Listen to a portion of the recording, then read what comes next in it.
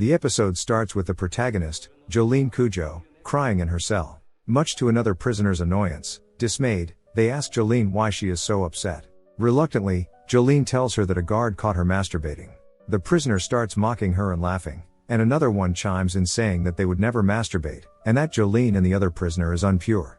Jolyne decides to challenge her. Whoever masturbates first loses. The prisoner says that she can't tell how she masturbated, but Jolyne replies saying that she can by using her ring finger, and remarks that she was in here for sexual assault. The prisoner is shocked. Jolyne talks to her lawyer about how to defend her in court. Jolyne's lawyer is talking to Jolyne. He says that her father gave her a pendant. Jolyne picks it up, but it cuts her and she throws it in the sewage out of anger and pain. Hermes Costello, the prisoner that was mocking Jolyne for getting caught, and Jolyne, get on a bus to Green Dolphin Street Prison. Hermes and Jolyne chat on the bus, but Hermes tells Jolyne that she has to keep money with her. Jolyne also reveals that Hermes kept money in her breast implants. The guard tells Jolyne to get off the bus, but she can hear sounds of Hermes being molested by corrupt cops in their attempt to get her money. Jolyne subconsciously tears the guard's ear off, and Hermes is left alone. Jolyne meets with the lawyer again. It is then revealed that Jolyne's boyfriend, Romeo, accidentally ran over somebody. Jolyne insists on taking him to the hospital, but Romeo remarks that the person they ran over is already dead, and he does not want to go to prison. He begs Jolyne to hide the body. Jolyne, due to her love for Romeo, hides the body in the car. Jolyne's lawyer insists on plea bargaining. The lawyer says that if she admits to the crime, she will only receive a 1 to 2 year sentence. Jolyne refuses, holding on to the idea that she is innocent. However, in court, she accepts the terms of the bargain, and pleads guilty to all charges. However, the lawyer had tricked her. Since she had hid the corpse, the plea bargain is ineffective and she is sentenced to 15 years in Green Dolphin Street Prison. Very angry, and quite confused, Jolyne confronts the lawyer, only to be ignored, as it is revealed that the lawyer and Romeo were scheming this all along. Jolyne is told that she is no longer being called by Jolyne Cujoh in this prison, and her new name is FE 40536. The head guard tells her to strip, and Jolyne does, while mocking the guards. It is then shown Jolyne taking a mugshot. Jolyne sees the lawyer that scammed her and put her in prison. She is very angry at him. The one in charge of the prison, Laco Baracco, sends a letter to the lawyer. The lawyer lies to Laco Baracco, and says that he wishes he could have helped her more, and she was very young. Jolyne then remarks that she can't reach him as is, but will not wait 15 years. It then cuts to the lawyer opening the letter.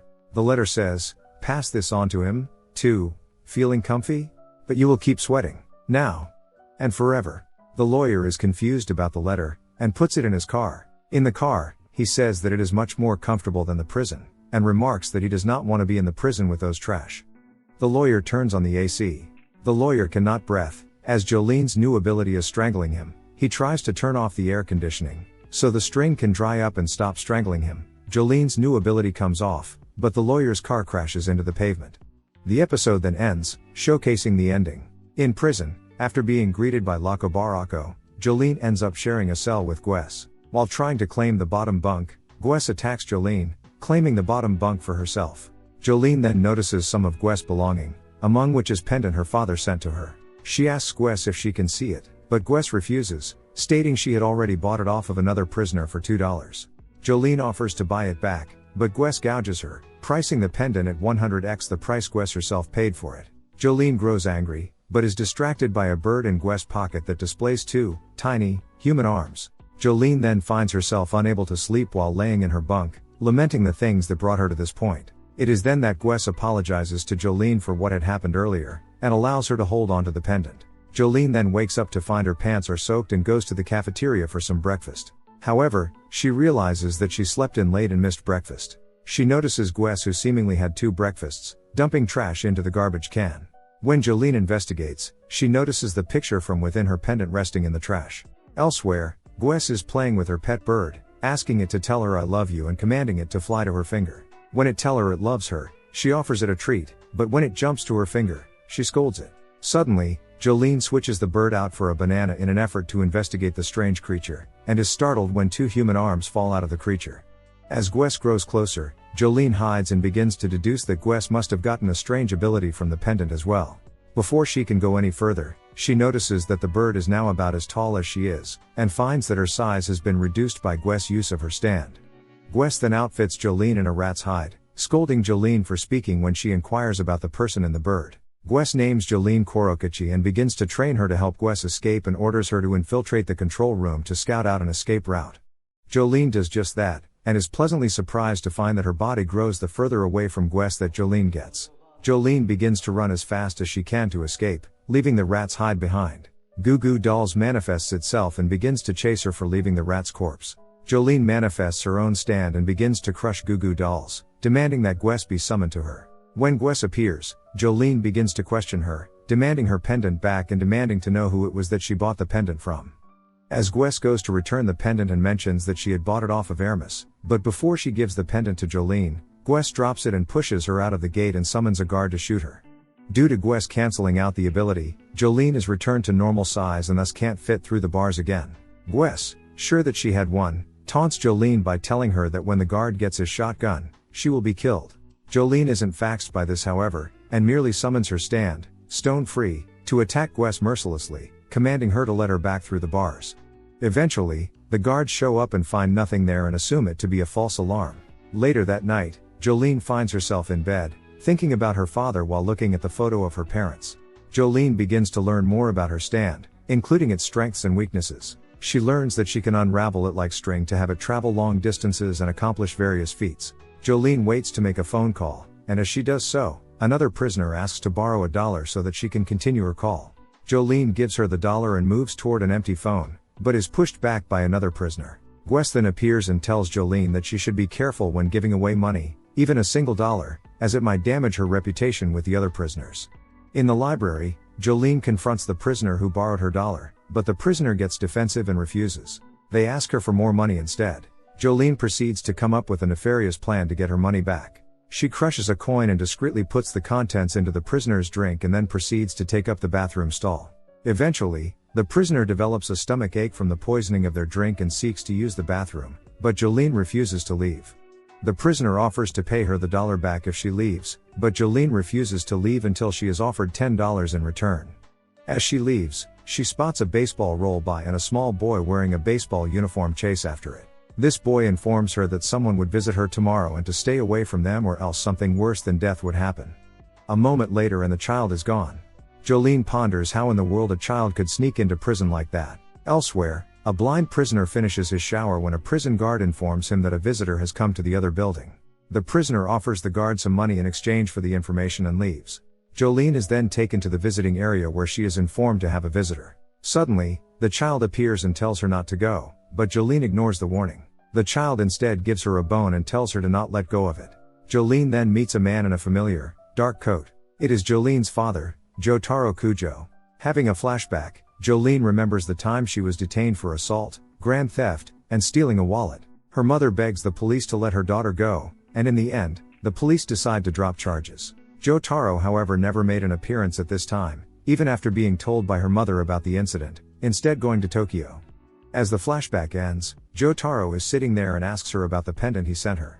Jolyne is angered by Jotaro's sudden interest in her life and beats a nearby guard unconscious, telling Jotaro that she would rather be punished than have to talk to him.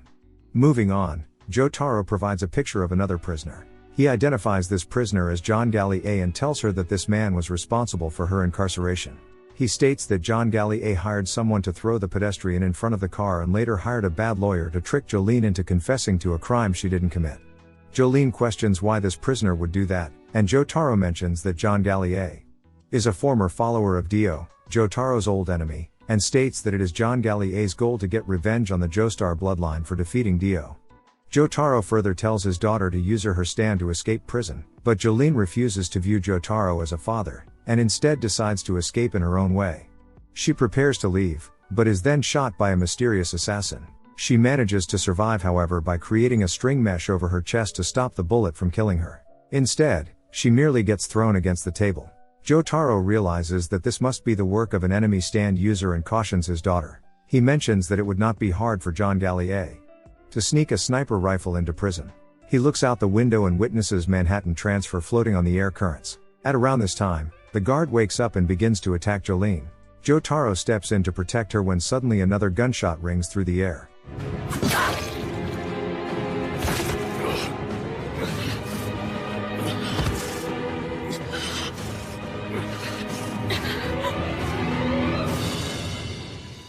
Jotaro and Jolyne are still attempting to hide from John Gallier's attacks. Jotaro mentions that they don't know where John Gallier is, and so they should focus on attacking his stand instead.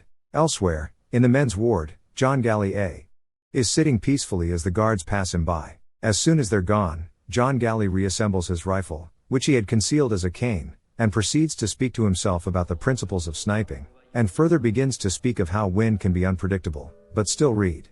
He then locates Jolyne and Jotaro and grows angrier and desires revenge against them and their entire bloodline for killing Dio. Jolyne activates the sprinkler system with a lighter, hoping to make the falling of water disturb the air enough to make the stand unable to read their movements. At first, it appears to be working as Manhattan Transfer's movements begin to become a bit more erratic. However, Jotaro tells her to look closer, and Jolyne recognizes that the stand isn't confused, it is merely dodging every drop of water as it comes in, meaning its ability to read the air has not been impaired. Jotaro tells her to continue sticking to the wall, but suddenly the boy from earlier appears and tells Jolyne to kick a block at the base of a nearby pillar. When she does so, a secret passageway opens up. Jotaro wishes to go in to escape the enemy, but Jolyne stops him, telling him that Manhattan Transfer is gone. She knows that this must mean that John Gallier is tracking the boy, hoping to kill him. Jolyne instead breaks the door lock and makes her way out of the room and into the hallway, which Jotaro begrudgingly follows her. Carefully examining the hall, Jolyne discovers that there is a secret passageway behind the fire hose. She enters it while Jotaro continues making his way through the halls. A guard spots Jotaro, but Jotaro escapes him with star platinum. Meanwhile, Jolyne is making her way through the tunnel until she reaches a vertical shaft with pipes that she can use to hang from. Looking into the machine room, she witnesses the boy escaping into a sewage pipe. For a time, she thinks the boy might be safe, but suddenly two nuts linking two parts of the pipe burst. Manhattan Transfer is redirecting the bullets through an extractor fan. Jolyne quickly weaves a net and throws it over the stand. This reveals Jolyne's location. However, Jolyne manages to escape the bullet of John Gallier by bursting a gas pipe which throws off the air currents. After escaping the bullet, Jolyne proceeds to smash the trapped stand. Jolyne then attempts to get to the boy to ask him why he is in prison, but the bone he had given her earlier catches a pipe which gets her hurt. She asks what the boy is doing with a human bone, and he merely tells her to hold onto it. Suddenly, Jolyne finds her father, but that's not all she finds. She sees John Gallier sneaking up on them from a distance. She informs Jotaro, but he doesn't believe her at first, but then decides to trust his daughter's judgment. Jotaro knocks two pipes together and creates a spark, igniting the gas Jolyne had let out earlier. Jolyne then turns to ask the boy, but he's gone. She asks Jotaro, but Jotaro doesn't know who she's talking about. He doesn't seem to know about the child or his secret passageways, despite the fact that he had to come down one of the secret passageways to get where he was. At first, she believes that Jotaro is merely messing with her, but then she notices that John Gallier's body is that of a guard. Remembering what the boy said about a fate worse than death, she begins to notice everything covered in a goo. And suddenly she wakes up back in the visitor's room in front of her father, both of them covered in goo. She realizes that they had been put to sleep and were slowly being dissolved by acid. Jolyne looks around and realizes that the moment that the illusion started was around the moment that Jotaro showed her the picture of John Gallier. She tries to reach out to touch her father with a thread, but it dissolves as well. Seeing everyone around her being dissolved by acid, she suddenly bursts out in rage, summoning Stone Free.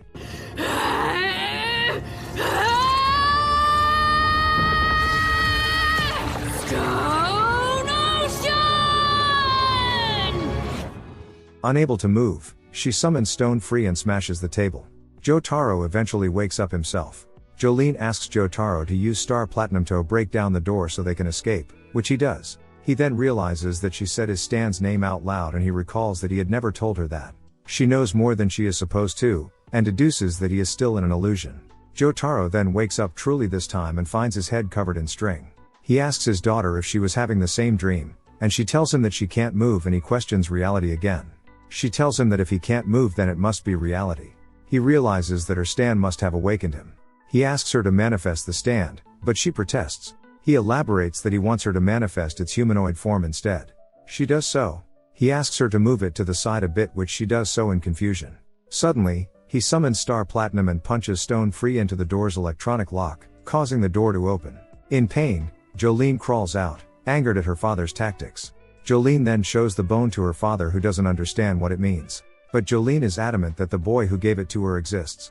Just then, a camera spots them and the alarms go off. As they escape, a stand witnesses them, lamenting that they escaped its trap. Jotaro and Jolyne follow a map of the prison which Jotaro got from the Speedwagon Foundation.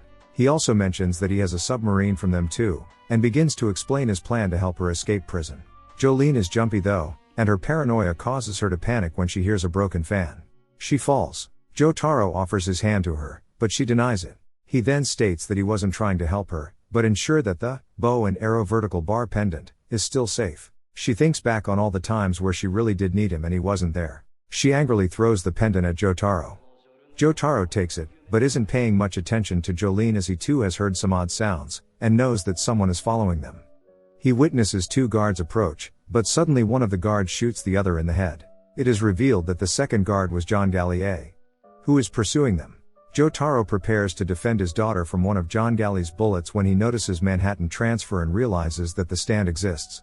Jotaro stops time and witnesses another stand behind them. Realizing that they're here for Jotaro and not Jolyne, he knocks Jolyne out of the way before time begins to move again. When it does, the second stand steals 2 discs from Jotaro. The second enemy stand gloats about its victory while Jolyne is getting back to her feet. She notices that Jotaro is losing balance as he falls against a wall. John Gallier begins to fire at them again, and Jolyne blocks them with stone free, but Jotaro doesn't. Jolyne then catches a glimpse of Whitesnake as it escapes with a disc that possesses Star Platinum's image on it. While John Gallier reloads, Jolyne breaks through a window and tells Jotaro to follow, but he slumps. He tells her to run because there are 2 stands working in unison. He further tells her that he loves her as he begins to bleed from his wounded chest. He assures her it's not bad, but Jolyne already knows that something is seriously wrong, and that he has lost Star Platinum. Coming around the corner, John Gallier attempts to shoot her, but Jolyne deflects it with her string. John Gallier attempts to aim at her again, only to find himself aiming at the wall. He realizes that his feet are tied up in string. Suddenly, Jolyne spins him around with string, causing him to lose his balance. She then tells him to give in, which he complies to. He raises his arms, but this is just a ploy to get Jolyne to lower her guard. He is instead hoping that Manhattan Transfer, which is hovering above him, might deflect his bullet to hit Jolyne, but instead she pummels him with stone free, showing a certain fire in her eyes as she does so. This comforts Jotaro as he finally loses consciousness. As she drags him out to the beach, she makes note of how powerful the Speedwagon Foundation must be if it has unmanned submarines, and hopes that they can heal her father. She sees the subsurface as the guards and their guard dogs continue the chase. To Jolyne's horror, Jotaro isn't even reacting to the water and it becomes even clearer that something beyond a bullet wound is killing him. His heart stops and she can't seem to restart it. Jolyne reveals herself to 2 guards and surrenders to them as they go to find Jotaro. Meanwhile, she has sent a thread back to the prison so that she may contact the boy who is later revealed to be Emporio El Nino. He explains himself, how he was born within the prison, and how his mother had fallen ill with similar symptoms to those that Jotaro is displaying, and that the bone he gave Jolyne is all that is left of his mother. Due to this, he expresses his disbelief that Jolyne would manage to save Jotaro, but Jolyne is certain that someone in prison is behind this, and she plans to reveal them. Elsewhere, John Gallier, who has been wounded, is confronted by Whitesnake. John Gallier celebrates them having retrieved Star Platinum, but Whitesnake instead takes John Gallier's gun and shoots him with it. He places the gun beside John Gallier's deceased body to frame him and then takes Jotaro's discs. Jolyne is adamant on finding Whitesnake so she may retrieve her father's mind and stand. Elsewhere, a man mopping the floor witnesses Hermes resting on a bed. He proceeds to sneak his hand up her dress to take some cash, but Hermes feels the hand and awakens to call the man out, but he is already gone. She then realizes that she is on an IV drip, and proceeds to remove a sticker from her hand. She recalls what happened back at the holding cell, how she found a pendant and how she sold it to Gwes. She then looks at the examination card and realizes that she had slept through 6 examinations, but notes that she currently feels alright. She then notices that she has more stickers attached to her hand, which scares her. She then notices that there is a 3rd shoe on the ground next to her own, and when she attempts to pick up the shoe, she notices a 6th finger on her hand. She rips off the sticker, causing her 6th finger to fuse back into 5, which causes some pain. She then notices a chamber pot with a sticker on it. She rips that sticker off as well as the pot fuses back into a single pot and shatters. She screams in terror, which awakens the other prisoners. She tells them to go back to sleep. She then begins to understand how her power works, and so she places a sticker on one of the mops nearby and waits for the janitor to take it. When he does, she removes the sticker, which causes the object to fuse back to the original, which catches the man between the 2 mops. She then grabs the man and demands to know where the money he stole from her is. She then notices a set of discs protruding from the man's head, and she takes one of them. She is then discharged from the infirmary. She asks a doctor about the man's name, but the guards tell her to move along. She asks the other inmates about it, but none of them know who she is talking about. Sneaking off to the bathroom, Hermes examines the disc where she witnesses things from the eyes of the janitor, identified at this time as Thunder McQueen, including seeing the stand Whitesnake. Quickly removing the disc from her body, she accidentally drops it in the toilet. Someone then calls her from behind. It was McQueen. McQueen tells her that she has been followed. Hermes snaps at him asking him what his deal is, but to her surprise, the man begins to cry. He tells her that he doesn't know what's up with him, and upon asking him if he's going to be okay, McQueen becomes overjoyed. But this joy doesn't last long as he soon returns to depression, and decides to hang himself with his own belt. At around that time, Hermes feels herself being lifted up as 4 propeller-like objects protrude from her neck. Hermes witnesses the disc as Whitesnake explains to McQueen his role. He tells McQueen that he admires his lack of animosity, and that animosity will always find something stronger to destroy it.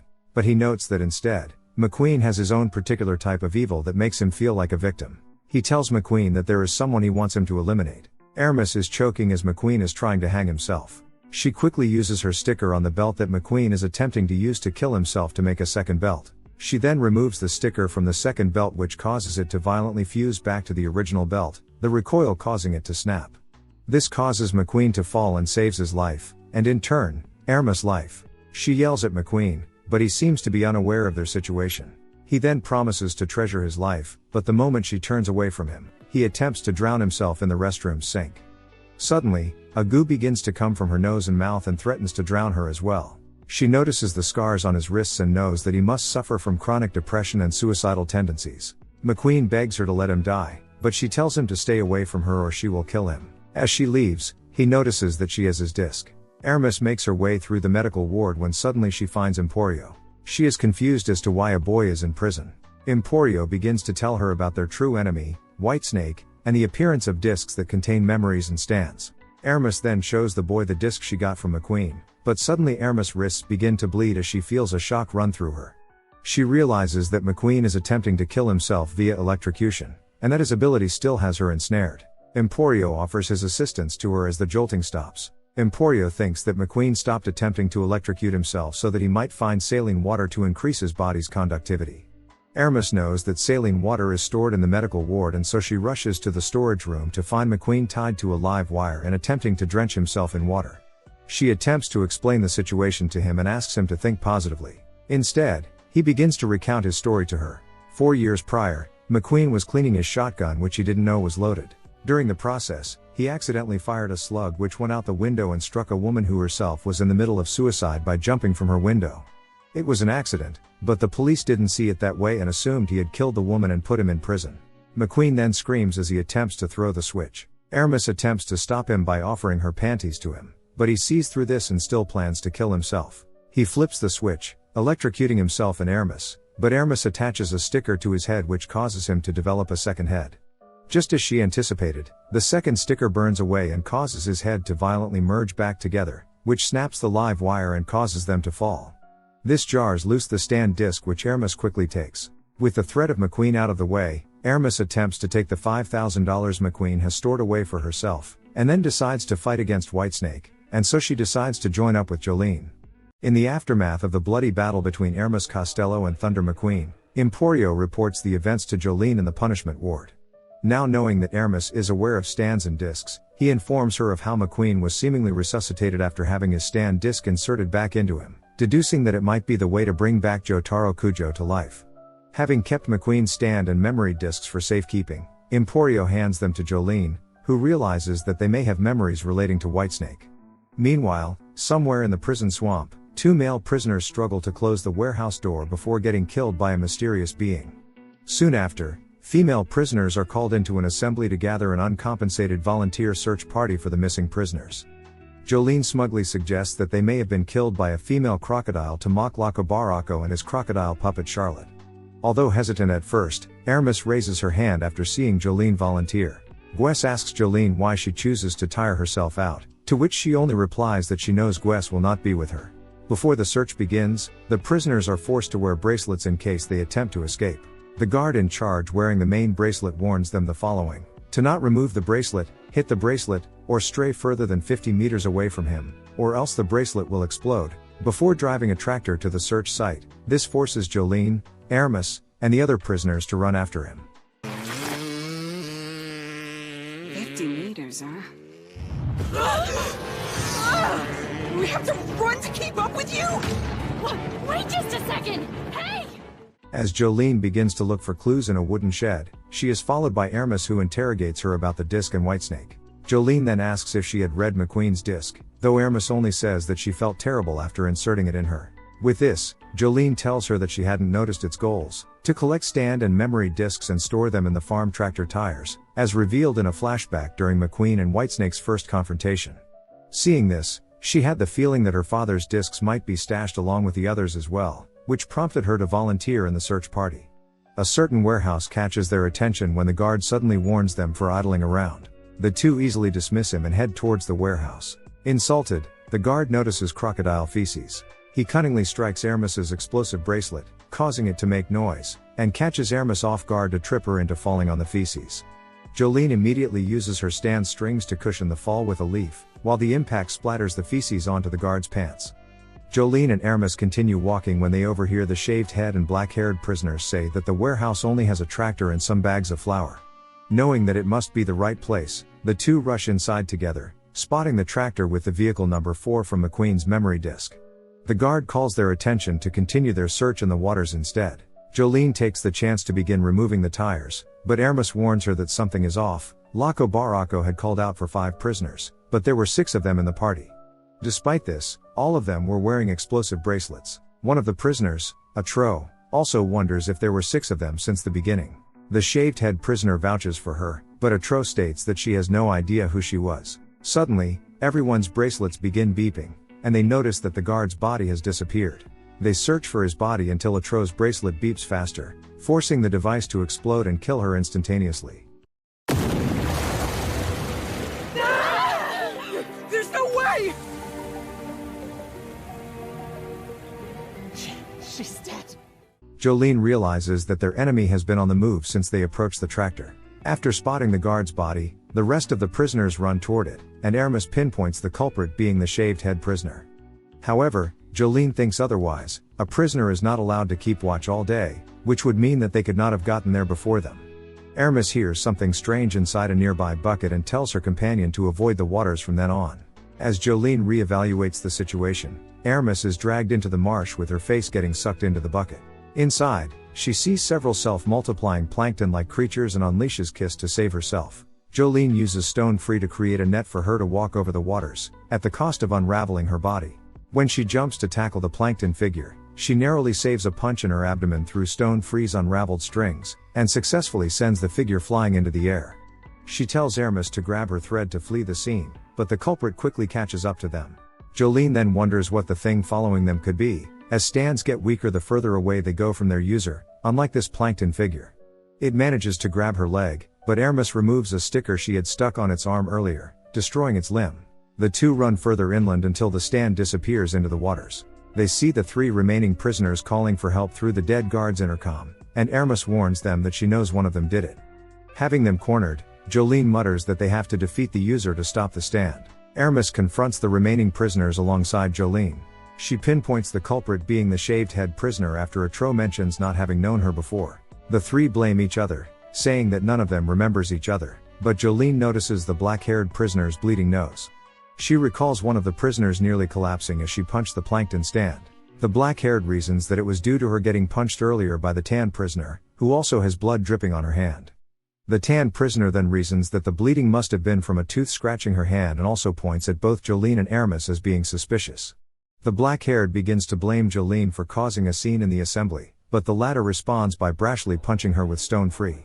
Jolyne admits to Aramis that she has no idea who the murderer is, resorting to beating up every prisoner until she is stopped by the shaved head prisoner. Suddenly, a chorus of voices comes out from the prisoner's lips, remarking on Jolyne's stand ability.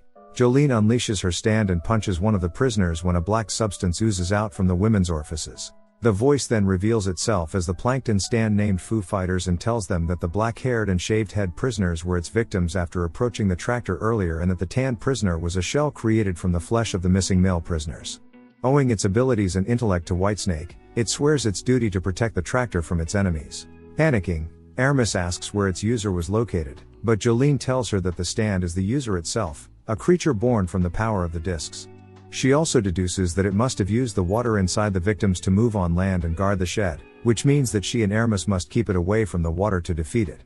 Foo Fighters begins a monologue on intellect having existed before the Big Bang as the foundation for the origin of life, reflecting astronomer Fred Hoyle's quote to itself, "An organism with its intellect." Aggravated after Jolyne accidentally calls it plankton, it rushes toward the warehouse, while the same creature that had attacked them earlier approaches the guard's body to get the bracelet. Aramis proposes to abandon the discs and get the bracelet to avoid them exploding to death. Jolyne runs to the warehouse, trusting her to guard the bracelet and keep them from reaching the 50-meter limit. Aramis uses Kiss to create an extra arm as a decoy against the plankton creature and swears to never do it again. After the impact, the cloned arm bloodily crashes into her own.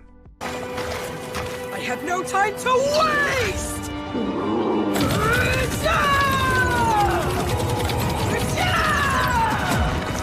The creature splashes water onto her to incapacitate her. She clones a nearby dried-up corpse to dehydrate the creature through the dust and easily defeats it.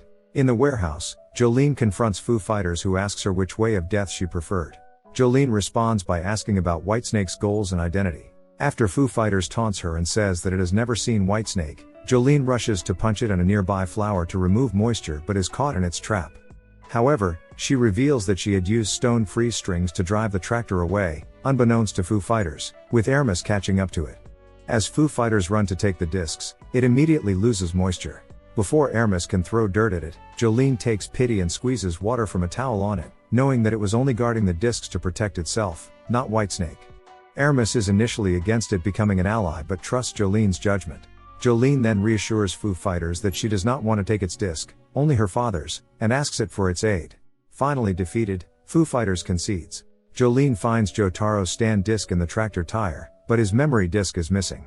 Foo Fighters emerges and takes the form of a Tro, now calling itself FF. With the Tro's memories and thoughts, she swears to protect Jolyne at all costs. She licks Aramis and Jolyne's injuries, making them viscerally kick her after being grossed out.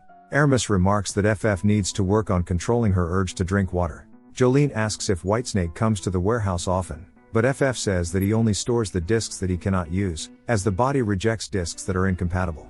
They then realize that Jotaro's memory disc must be stored somewhere. Jolyne swears to deliver both discs before her father's body can deteriorate. Aramis suggests delivering them outside prison. FF stores Star Platinum's disc in between her breasts for safekeeping. Meanwhile, they overhear sirens, and the three agree on the account that the guard was attacked by a crocodile without knowing what happened to the other prisoners. At sunset, Whitesnake and its user, revealed to be Father Pucci, investigate the warehouse. Now knowing that Jolyne and her aides are slowly becoming threats to his goals, he raises his guard. As Pucci picks up a remnant of FF's finger, a guard tells him that he must return soon, and also asks if he is worried about the missing prisoners. Pucci says nothing else but that he will be staying in the warehouse until he gives the sacrament on Sunday. During a confession, a prisoner named Maraskin confesses her mischievous habits to Father Pucci, who seems to be unperturbed by her words. When she asks her assistance for her parole, Pucci asks her the difference between a man and an animal, then shows her a cherry stem with its pits still connected. However, Maraskin continues to press about her parole. Pucci says there might be a way through a recommendation, but before she can thank him, he slams her face into the table. Admitting that he quite likes her habit of theft, Pucci inserts a stand disc into the incapacitated Maraskin. At the prison courtyard, Aramis questions Jolyne's trust in FF for letting her hide Jotaro's stand disc herself. Jolyne responds that she trusts FF and that Whitesnake knows nothing of her betrayal. FF, preoccupied with a game of baseball, invites them to play with her until a bully prisoner threatens to drink from her cup. FF responds to the situation by shooting a black substance into the prisoner's mouth, forcing her to vomit even more water into the cup. The game of catch resumes. Later, FF informs Jolyne that they have tossed the ball 86 times without dropping. Maraskin overhears them from nearby, introducing herself as prisoner FE 26789, and bets $100 that they will not be able to reach 100 tosses. FF is confident that they can reach it with only 13 throws left, but Jolyne says that she does not have $100 to wager. However, Aramis tells her to accept the bet, knowing that Maraskin is a petty thief. Suspecting that the wager is Whitesnake's trap, Jolyne nonetheless accepts under the condition that Maraskin cannot raise her voice nor approach them. For their part, Jolyne and FF must stay at least 3 meters away from each other and are only given 10 seconds to throw the ball. At the 89th throw, Maraskan distracts FF by sitting near her water cup. Although Hermes holds her cup for her, they narrowly reach the 100th throw at the last second. Winning the bet, they ask Maraskan to hand over $200, after betting from both Hermes and FF, but she wagers $1,000 if the group can reach 100 more throws. Jolyne refuses to play due to her gut feeling, but Hermes accepts the challenge in her stead. As the sun sets during the 30-second toss, a guard warns them to stop playing.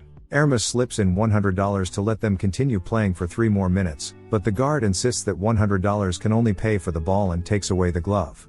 In the commotion to catch the ball, Hermes accidentally violates the rules, causing the debt-collecting Marilyn Manson to appear. Marilyn Manson grabs Hermes, takes the money sewed in her breast, and, with $590 left to collect, extracts Hermes's liver with plans to sell it on the black market. Game over.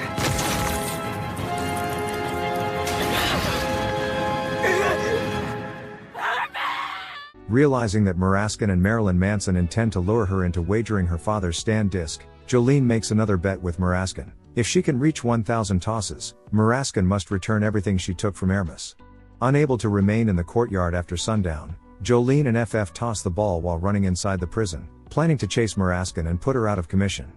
The two chase Maraskan to one of the prison's bathrooms, where she turns off the lights just as Jolyne throws the ball to FF. Fortunately, she catches it in time with her plankton and shoots in the direction of Maraskan's voice to injure her arm and turn on the lights. Jolyne finally corners Maraskan in an elevator with Stone free. Jolyne takes the opportunity to ask her about Whitesnake, but Maraskan pleads that she only wanted her parole before quickly pressing one of the elevator's buttons, causing the elevator to close its doors and ascend. FF forces the doors open with her plankton and tosses the ball to Jolyne, who prepares to throw the ball back onto the second floor. However, as she does so, the guard from the courtyard catches the ball, revealing that Maraskan herself asked him to do so. Having seemingly failed, Jolyne is immobilized by Marilyn Manson as it takes both her most expensive organ and her father's disc. Suddenly, Jolyne reveals the baseball in her hand, having unwrapped and retrieved the baseball with stone-free strings. As Jolyne's partner was never explicitly stated, Marilyn Manson returns what it has taken and vanishes. Unsure of how many throws she has remaining, Jolyne delivers 1,000 back and forth blows to Maraskan, putting her out of commission and allowing Jolyne, Hermes, and FF to collect the money she owes them. As Maraskan's memory and stand discs eject from her head, Jolyne repeats her determination to obtain both of Jotaro's discs and save her father. Pucci is seen reflecting alone in his office. He's erased all traces of his presence in Maraskan's memory disc. Reflecting that humans are defined by their will to go to heaven, Pucci thinks that they should consecrate their time to seek heaven as he crushes an ant with a finger. After retrieving Jotaro's stand disc from Whitesnake's disc stash and securing it, Jolyne now heads to the prison telephones. Just as one of the inmates prepares to pick up the phone, Jolyne taps on her shoulder to tell her to move.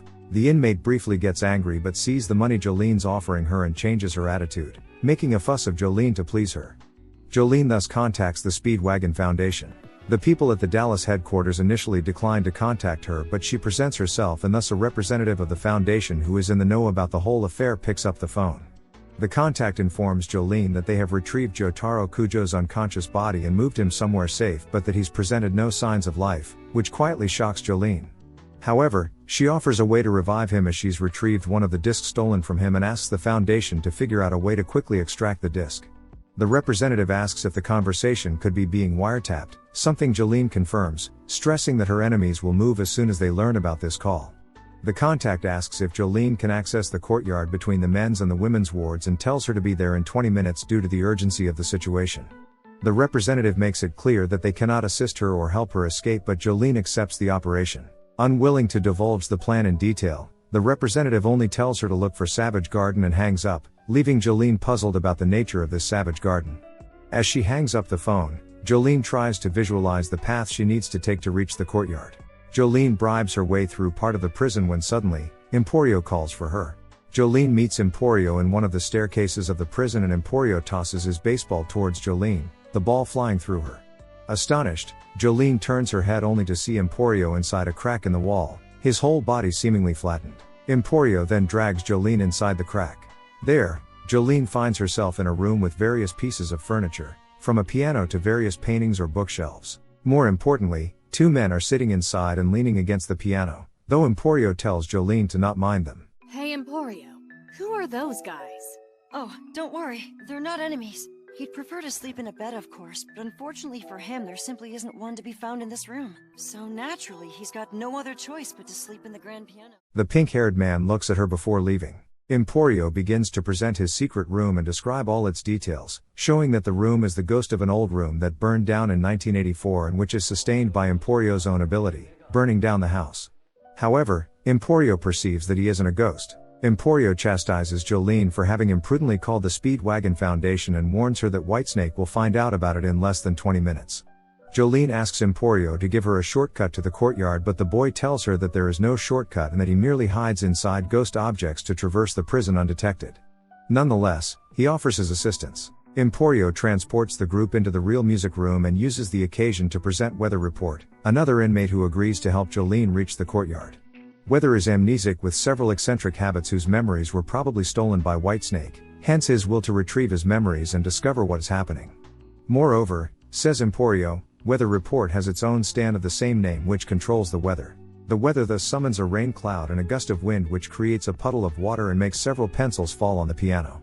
The sudden sound prompts an unknown stalker to look in and the heroes see his reflection in the puddle, confirming that Whitesnake's allies are already trailing Jolyne. Jolyne, Emporio and Weather run to the factory with their enemy, Lang Wrangler, close behind.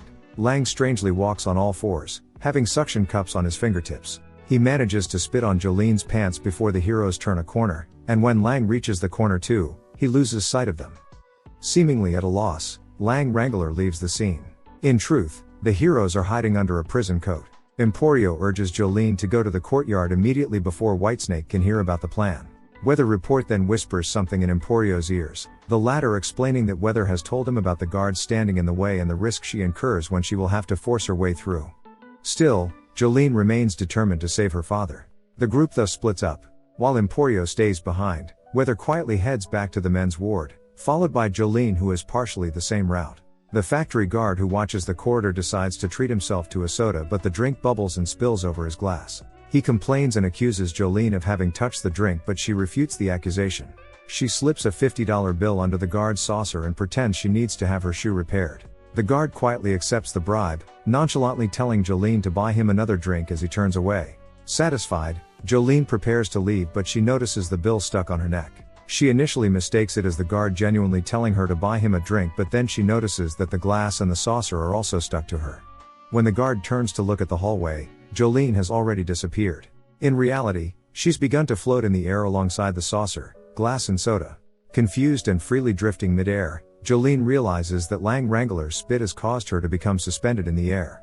The star platinum disc slips out of her pocket, but when she tries to send a thread to retrieve it, she misses the disc and becomes disorientated. She thus realizes that she's not merely floating, but has lost any sense of up or down, as she's lost her gravitational force and is now in a zero-gravity environment. It is at this moment that Lang reappears and launches himself towards the disc.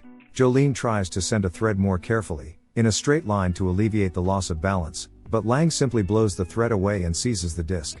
He tries to bend the disc, but the item refuses to bend or break, forcing Lang to keep it in his back pocket as he crawls out of sight.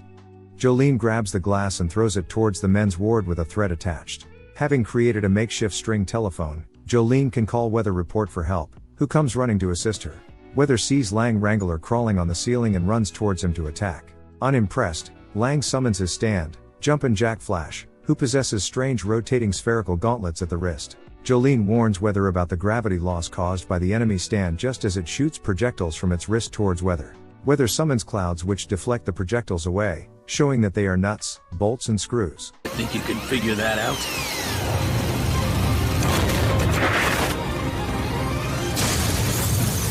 What you've just thrown at me looks like a piece of garbage. Observing from afar, Jolyne tries to make sense of Weather's ability and guesses that he's created atmospheric layers to use the air resistance to deflect the attack, and guesses from the gauntlet spinning that Lang shoots his projectile via centrifugal force. Weather and Lang confront each other and prepare to exchange blows. However, Lang's arm is set aflame due to the friction with Weather's layers of air. Lang releases the zero gravity, making a ventilator fall on Weather. The fall of the objects on the floor activates an emergency alarm in the hallway and the doors begin to close automatically. The alarm makes the plan even more difficult to fulfill for Jolyne, but she expects to be able to take the disc from Lang's hands if they're trapped together. To her surprise, Lang shoots several screws and bolts into a wall, using the recoil to propel himself away and slip into the next room.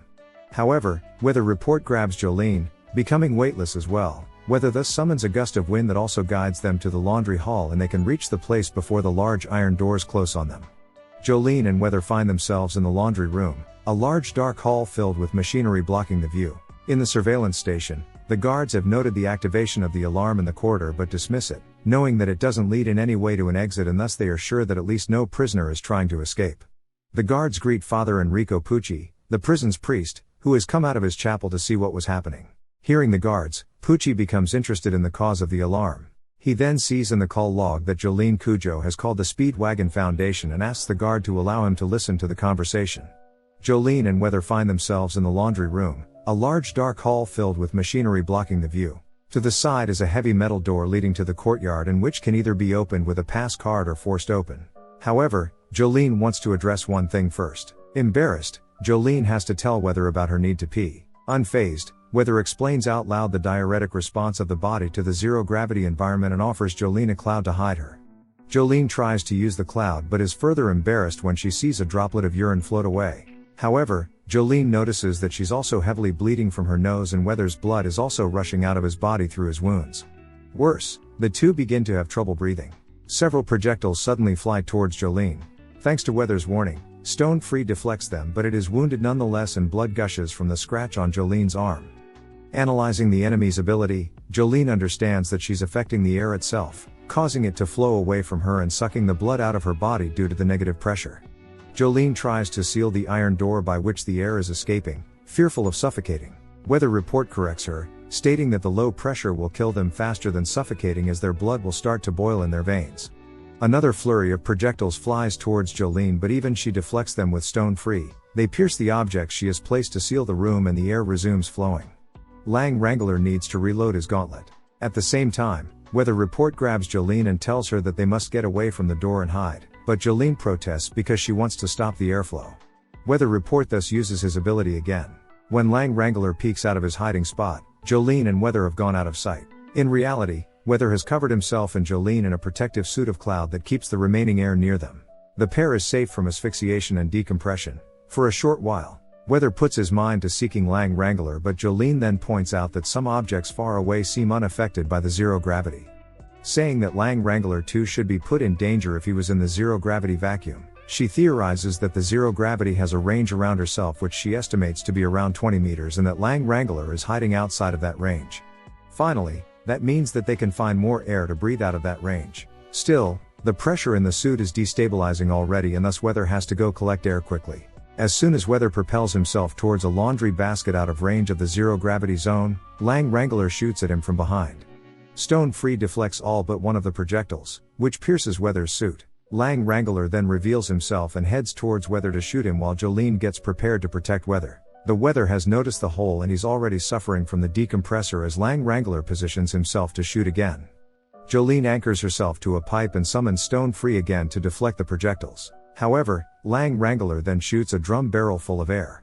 The projectiles hitting the barrel cancel its gravity and the barrel bursts. It then flies and crashes into Weather before he can grab the basket, sending him further into the zero gravity zone. Weather's suit is cracked and he's flying out of control, but Jolyne gathers her will and pierces her suit to fly towards Weather to push him out. Still feeling confident, Lang Wrangler shoots Jolyne again. Stone Free deflects the nuts and bolts, but Lang Wrangler unveils the second layer of his plan. He's thrown a pair of rats towards Jolyne and the rodents burst right in front of her, their blood covering her visor. Reloading his gauntlets again, Lang Wrangler shoots Jolyne and pierces her suit in several points. Gloating about his awesome ability, Lang Wrangler shoots Jolyne again, seemingly killing her. He turns back to head to Whitesnake and expects to be able to beat it.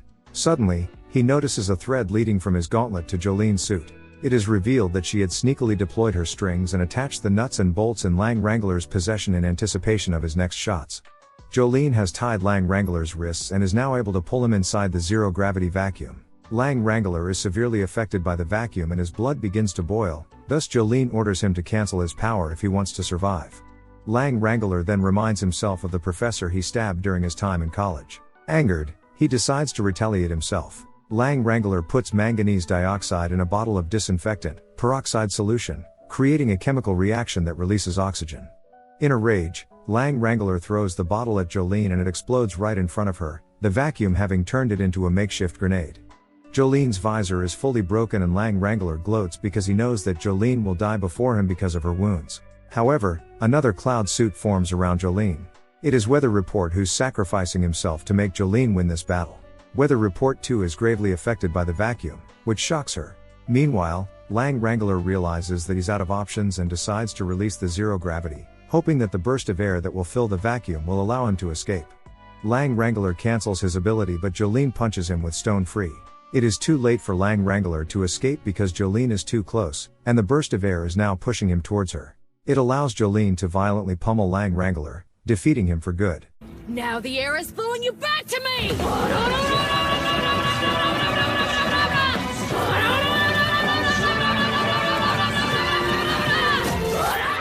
Moreover, she's able to retrieve the Star Platinum disc. However, she still has to break through the door leading to the courtyard. With Lang Wrangler retired, Weather can explain the layout of the prison. Beyond the metal, the door is a hallway where a revolving door will lead to the courtyard. While the door isn't locked, there remains the problem of breaking through the metal door. Thankfully, Jolyne retrieves Lang Wrangler's passes. She plans on using Lang Wrangler's pass to fool the guards into opening the doors for her and then knocking out the guards on the other side. Weather warns her that she'll earn 6 months of solitary confinement for that, but she doesn't mind it because all she wants is to save her father. Jolyne hears someone step on the other side of the door. She hides Weather behind some drum barrels since he's too gravely injured to follow her. She then bangs at the door while slipping Lang Wrangler's pass card into the computer slot, causing the other person behind to call out for him and then open the door. Jolyne prepares to knock out whoever's stepping in but she refrains herself when she sees it is not a guard. It is Enrico Pucci, who's come to seek his subordinate and talk to him in the chapel. Enrico Pucci suddenly finds himself in front of Jolyne. Confused, Pucci realizes that Lang's failed and is about to reach the courtyard. Still not yet unmasked, Pucci reaches for the alarm. Jolyne stops him, begging him to not raise the alarm. In her mind, Jolyne feels conflicted at the idea of attacking a priest even though it is to save her father. She makes up a story and asks Pucci to let her go to the courtyard for a minute, telling him that her father's life and spirits are at stake without giving precisions as she expects Pucci to be ignorant about Stans. Pucci then asks if she's alone and Jolyne confirms it, wanting to hide Weather. Pucci decides to let her pass. In reality, he's guessed that Jolyne was lying about being alone because she's avoided looking at the barrels at all, and thus the priest estimates that he has no choice but to let Jolyne pass to not get exposed as Whitesnake's user. Jolyne thus runs towards the courtyard and spots someone standing by the stone clock. She expects the man to be an ally, but she is shocked to see that he is one of the guards. This guard has been affected by a disc and Pucci has placed him there just in case. The guard shoots Jolyne in the abdomen, and a desperate Weather hears the gunshots. Enrico Pucci reminisces when a young Pucci met a man in Egypt who could stop time, Dio. Pucci remembers Dio's extraordinary physique and aura and remembers that they were good friends who visited each other regularly. During one meeting, Dio suddenly said that there could be a way to go to heaven. Pucci frowned at this declaration but Dio reassured him, telling him that he didn't want to die but rather to make the spirit evolve until it reached heaven. Only thus it would attain true happiness, Dio said, adding that happiness wasn't about being invincible, having money or even ruling over the human race. Dio declared that he would get there, no matter the sacrifices. Curious, Pucci asked how he would do it but Dio didn't reveal it immediately. Dio told Pucci that he would need the priest's help and that his findings were recorded in a notebook, but then the notebook was burned by Jotaro Kujo, who read its content before destroying the notes. Thus Pucci coveted Jotaro's knowledge and plotted for 20 years to lure Jotaro into Green Dolphin Street Prison and steal his memories, only stealing Star Platinum to avenge Dio. Although Jolyne has been a thorn in his side, Pucci expects things to go well now that she's been eliminated. In the laundry room, Weather Report remains behind the drum barrel. He realizes that Jolyne has been shot but doesn't know what is happening and is stuck behind the metal door. Satisfied, Pucci decides to head back to his chapel. Meanwhile, the brainwashed guard feels confused about the exact circumstances of his presence in the courtyard, but distinctly remembers an order to kill Jolyne Cujoh. As Weather helplessly struggles against the door, the guard prepares to shoot Jolyne. Suddenly, a frog falls on the guard's hand, throwing his aim off. Astonished, the guard and Jolyne then both look up and are surprised to see hundreds of frogs falling from the sky, one such frog landing right on the guard's face. It is revealed that Weather Report has used his Stan's ability to at least protect the disc, even if his move won't protect Jolyne herself, but he hopes that she will have the strength to survive the ordeal. In the hallway, Pucci also looks up and is shocked to see that it's raining frogs. The narration thus explains that records of unusual rains of animals from sardines to snakes to frogs are a rare but not unheard of meteorological phenomenon. Moreover, it is raining poison dart frogs, whose bright skin color signals their extreme toxicity. Between the years of 1887 and 1974, in the state of Florida alone, there were more than 50 reported cases of fish, frogs, snakes, and sheep falling from the sky in unbelievable numbers. The brainwashed guard himself is gravely affected by the poison, which causes huge blisters on his hands and face. The rain of frog breaks through the skylight in the corridor, and the rain of frogs also falls on Poochie, who drops his pass card. Poochie identifies the poison dart frogs and the danger that they represent. More frogs fall towards him, forcing Poochie to summon Whitesnake to punch the amphibians away. However, he's still stuck in the hallway because his card has been buried under the frogs. The priest realizes that the culprit must be Weather Report, knowing about the man's abilities. In the courtyard, Jolyne too is in a dangerous situation, as the frogs not only threaten to fall on her but also their poisonous innards represent a danger when they splatter on her. Using a string, Jolyne thus weaves a tight sheet to make the frogs rebound far from her, but even then, the frog's body fluid is seeping through the strings. Stuck in the hallway, Poochie calls for help and begins to count prime numbers to keep his calm. However, the situation makes it difficult to keep his composure. He calls for the guard he's posted in the courtyard, but when the latter enters the hallway, Poochie sees that the guard's body has swelled and has been burned because of the poison. The guard begs Poochie to ask God to spare him. Ignoring that, Poochie orders the guard to come over here and give him his pass. Unfortunately for him, more frogs fall on him. The guard drops his pass and dies from the poison, his fall crushing some frogs and even splattering Poochie's face with poisonous gore. Another guard appears and is confused about the frog rain. Poochie asks him to open the gate to the inside, but the guard is frightened at the sight of a tropical frog clinging to his boot. Under the pretense of seeking help, the guard tries to turn back and flee. Angered, Poochie orders Whitesnake to give him a disc. Poochie kicks a poison dart frog and then throws a disc, ordering the animal to explode once it flies for 10 meters. Poochie hits true and the frog explodes in front of the guard, the body fluids blinding him. The guard falls to the ground, blinded and asking for help, and thus is forced to come to open the door for Poochie so that the priest can seek help. Finally out of harm, Poochie can set his mind to retrieving the star platinum disc and leaves the blinded guard for dead. In the courtyard, Jolyne is covered in frogs and she realizes that she cannot hold against this deadly frog rain and cries in despair. Once the rain ends, Whitesnake enters the courtyard in search of star platinum's disc. Despite the risk of being exposed, Poochie has decided to order his stand to retrieve the disc. Whitesnake finds what appears to be Jolyne's corpse covered with frogs and uses a second to comment on her demise. Following Poochie's advice to scan the area between Jolyne and the gate, Whitesnake finally finds the disc and picks it up. Suddenly, Jolyne reveals herself to be alive and uses a string to snatch the disc from Whitesnake's hand. The poison only comes out when the frogs splatter on impact. So if they don't explode, they're harmless. That's why I made a net using live frogs, in order to lessen the impact of the frogs still falling. Which allowed me to lay in wait for you to locate the disc. Indeed, Jolyne has tied several frogs to make a net to produce a cushion that has stopped the frogs from splattering near her. Whitesnake angrily tries to kill Jolyne, but it's too late as the messenger from the Speedwagon Foundation has already retrieved the disc. The messenger is a messenger pigeon named Savage Garden, which flies away. Whitesnake desperately retrieves the guard's gun and tries to shoot the bird, but the weapon is out of ammunition. Hearing guards approaching, Whitesnake makes his retreat, but not before spitefully declaring that Jolyne had not saved her father yet. Jolyne attaches a string to the stand to discern its user's identity, but Poochie spots it and severs the thread, escaping the situation without being unmasked. Poochie consoles himself, claiming he has no need for the stand disc and that everything continues to go according to plan. Finally, the guard will report the presence of Weather Report, Jolyne Cujoh, and Lang Wrangler, all severely injured. Because of the commotion surrounding the emergency, Jolyne's attempted escape hasn't been noticed. Meanwhile, Savage Garden flies towards the Speedwagon Foundation's headquarters so Jotaro can at least retrieve his stand, but the heroes need to retake his memory disk to restore his mind. Later in the chapel, Whitesnake summons Sports Max, another inmate, and shows him a bone which belongs to a friend, Dio. It belongs to an old friend of mine. The bone of my dear friend, the great Dio.